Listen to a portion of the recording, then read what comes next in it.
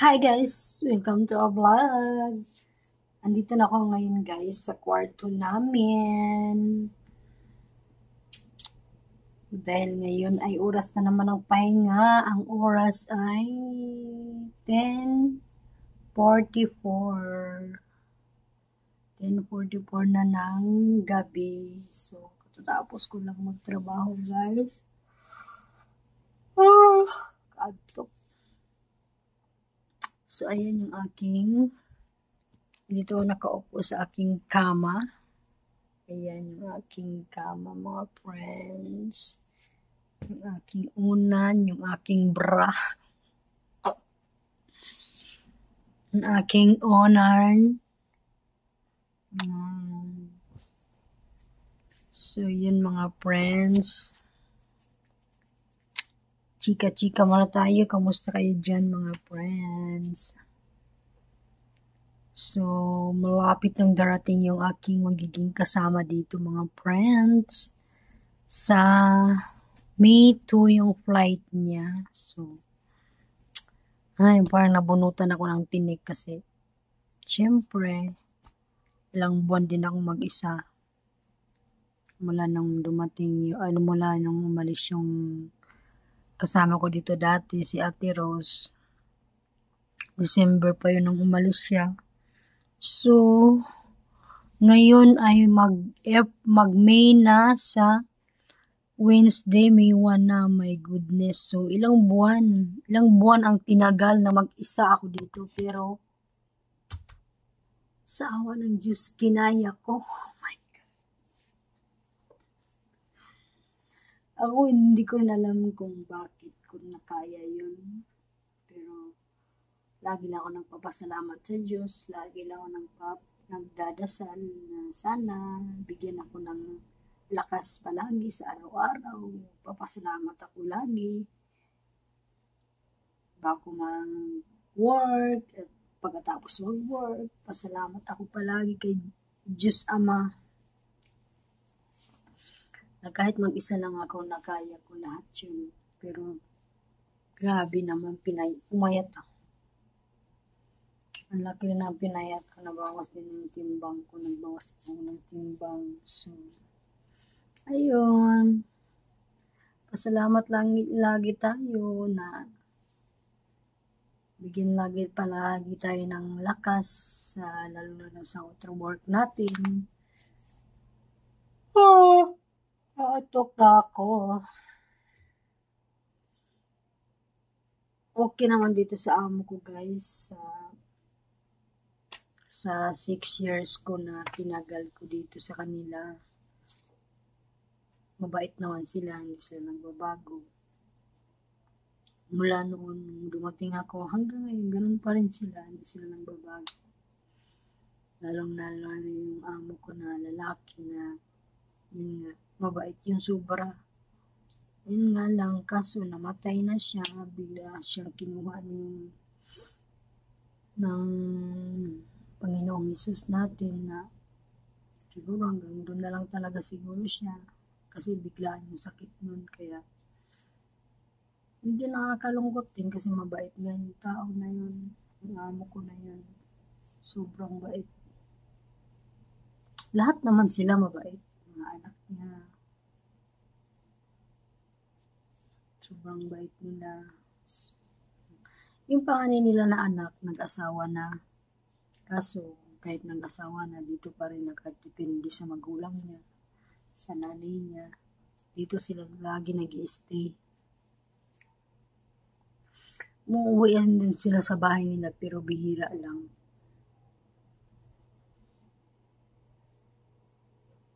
Sa isang linggo, mga isang beses, tapos ilang araw din sila doon, mga 3 days, 2 days, pinakamatagal na yung 3 days o 4 days. Tapos balik na naman sila dito. Ganon lang sila. So, yun nga, yung magiging kasama ko naman, si Lenny. Siya yung kinuha ng anak ng amo ko, yung may asawa. Siya yung kinuha. So, Ayun, magtulong-tulong na lang kami. Ganun na lang, tulong-tulong na lang gagawin namin. So, by the way nga pala mga friends, meron pala akong i-share sa inyo kasi yung amo ko na, yun nga, yung anak ng amo ko na yung may anak na, yung may asawa na, nagpa-order siya sa akin, sabi niya, Jenny, ano daw gusto kong orderin sa Shein, tapos kasi order daw siya ng mga yung mga tumbler, ang gaganda daw ng tumbler, sabi niya ganun. Ang gaganda daw ng tumbler, sabi ko. Tapos tinignan ko, pinatingin niya sa akin sa cellphone, tapos sabi niya, Monsieur Jenny, mamili daw ako kung ano daw gusto ko. Eh ngayon, sabi ko, naisip ko rin tumbler, maganda rin yung tumbler kasi pag magbiyahe, di ba? Ayun, napili ako, tag 33 real. Meron siyang binigay sa akin na tag 60 plus, mahigit. Sabi ko, mahal. Sabi niya, mabimuski na daw, no problem daw kahit mahal. Kaya siya naman daw magbabayad. So yun nga.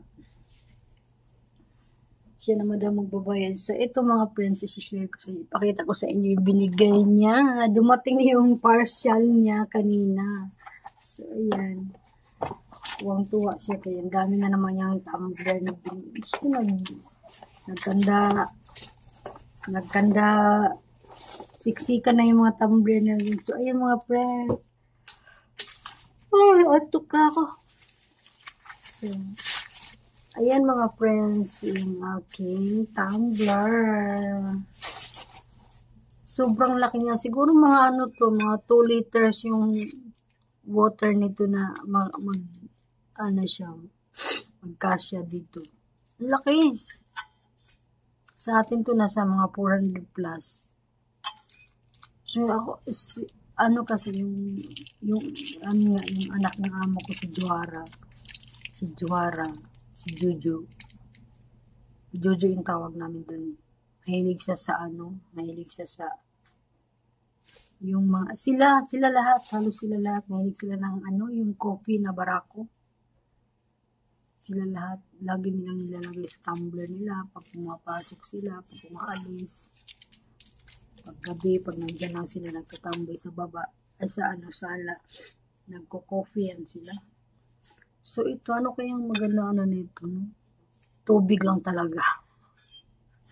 Tapos, meron din siyang straw. Ayan. Diba?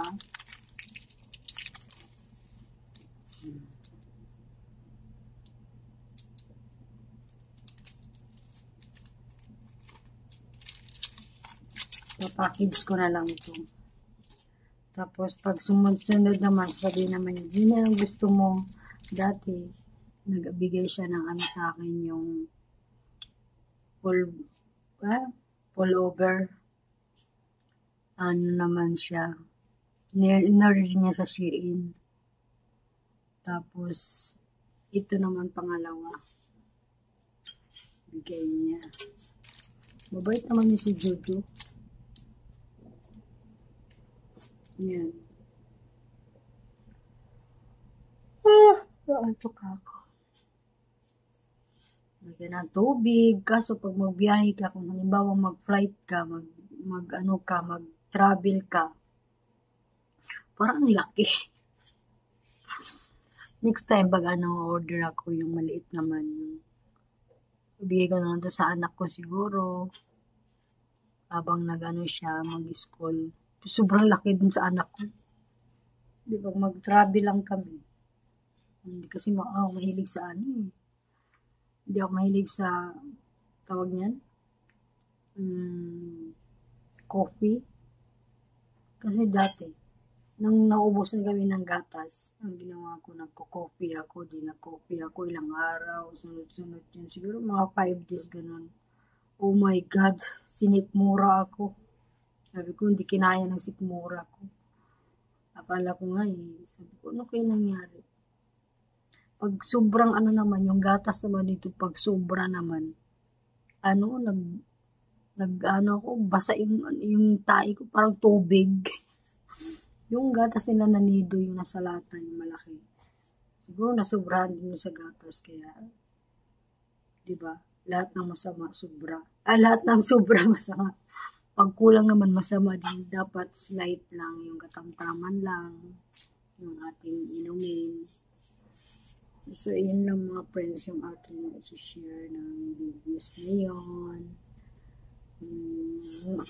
Mapasalamat talaga ako dahil yun nga, darating na yung magiging kasama ko dahil hindi rin basta-basta yung trabaho naman, lalo na pag mag-isa ka. Pero, okay lang. Pero mas maganda rin mag-isa kasi lahat ng nagagawa mo. Yung bang walang, yung amo ko kasi dito na babae, wala siyang, hindi mo marinig sa kanya, linisan mo yan, ganyan, hindi siya, tahimik lang siya.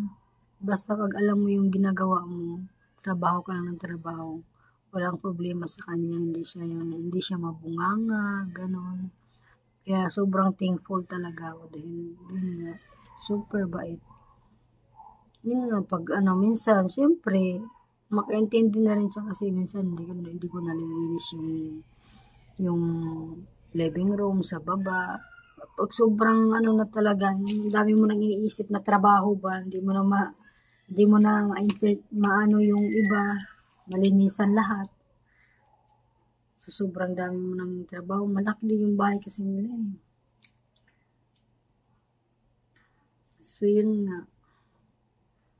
Tapos, dinaasan niya ako ng sahod, yun. Salamat pa rin ako dahil na-appreciate nila yung, alam mo yun, yung ginagawa mo. Hindi katulad ng iba na pero sobrang thankful pa rin ako. Pagpapackage ko na naman to. Meron ako nabili dyan guys, mga pagpapackage ko. Sabon, shampoo. Siguro by September magpapackage ako, or by September o October, basta mga ganun. Papackage ako. First time kong papackage ngayong taon na ito. Inshallah.